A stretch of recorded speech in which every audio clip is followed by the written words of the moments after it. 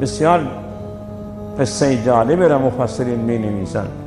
یک صحابی به نام عوف بن مالک اشجعی رضی الله تعالی عنه، این فرزندش را اسیر گرفته بودند کفار، به دست فرزندش به دست کفار اسیر بود. خودش هم خیلی فقیر بود، هیچی در خانه نداشت. حالا اون دو مصیبت به جای خود که فرزند اسیر، خانواده فقیر. اما مادر اون فرزند شب روز داد و بیداد میکرد که فرزند من به دست کفاره، اون تعالی کشتن، زنده هست، چطوریه؟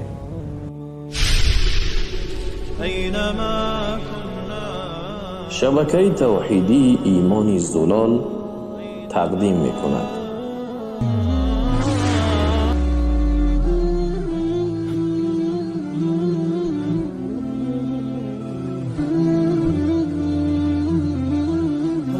و من یتق الله، هر کسی که از خداوند بترسد، یجعل له مخرجا، خداوند راههای بستر بر سرش باز می کنند، و یرزقه من حیث لا یحتسب، روزی به اون می دهد که حتی خودش هم گمان نمی کند.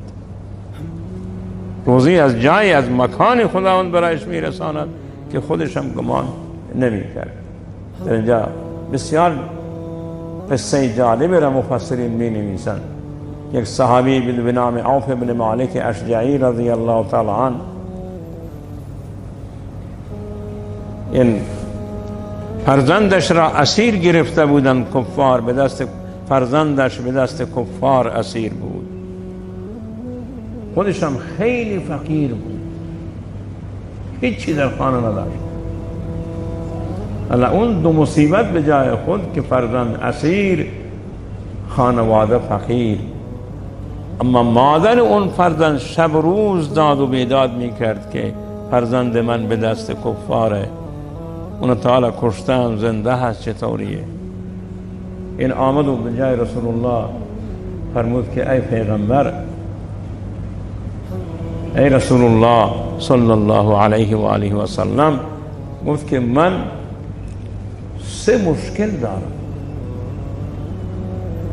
یک مشکل من این است که فرزندم اسیره.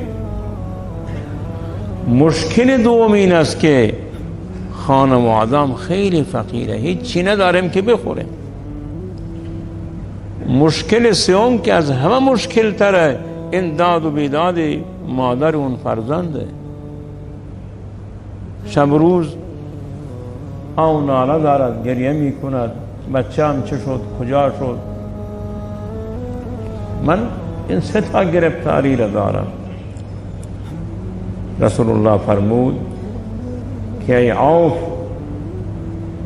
من شما را به 3 چیز امر می کنم. اول از خدا بترسید و صبر بکنید،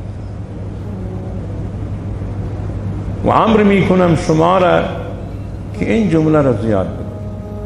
اول صبر و تقوا، این 2 چیزه. صبر و تقوا را داشته باشین، 2 چیز. و سوم همین جمله لا حول ولا قوة الا بالله را زیاد تکرار بکنید. من بعض وقت میاند افراد بگم من مشکل دارم، خواب نمیرم، چنین و چنان هستم. من میگم نمازت را مرتب میخوانی؟ میبینم که گردن کش شد. ای گاهی نماز ما گاهی هست که گاهی بخوانی و گاهی نخوانی. نماز باید مرتب بخوانی. بعد از نماز معوذتین را، قل اعوذ برب الفلق، قل اعوذ برب الناس را بخوان. زمانیم که وسوسه‌ای شده، زیاد پریشان شده، جمله لا حول ولا قوة الا بالله را تکرار. اعوذ بالله من الشیطان الرجیم، لا حول ولا قوة الا بالله. نماز را بخوان، از خداوند بترس، صبرم داشته باش، جمله لا حول ولا قوة الا بالله را بخوانید. با همین 3 جمله را به جای خانمش، من شکایت خانواده ما را به رسول الله رساندم، اما پیغمبر صلی الله علیه وسلم به من گفت که شما تقوا داشته باشی، صبر بکنی و جمله لا حول ولا قوة الا بالله را به کثرت بخوانی. همین سه چیز امر کرد. گفت باشه. مادرش هم شروع کرد، پدرم شروع کرد، مادرم شروع کرد، اعضای خانواده، بچه اسیره و نصف شب نمی شود. میدم بله صدای پای گوسفند و غیره هست. بلند می شود تا بچهش با یک رمه گوسفند آمد. گفت چیه؟ گفت کفار که من اسیر کرده بودن غفلت شد، من از دست اونا فرار کردم، گوسفندان اونا را با خود آوردم. غنیمت گوسفندان اونا را با خود آوردم. اصحاب جای رسول الله که اینطوری بچه دیشب آمد و یک رمه گوسفند می همراهش هست. و من نگفتم که تقوا داشته باش، صبر بکن. و من آیه را پیغمبر صلی الله علیه وسلم خوان که ومن یتق الله یجعل له مخرجا و یرزقه من حیث لا یحتسب. این قصه عوف بن مالک هست.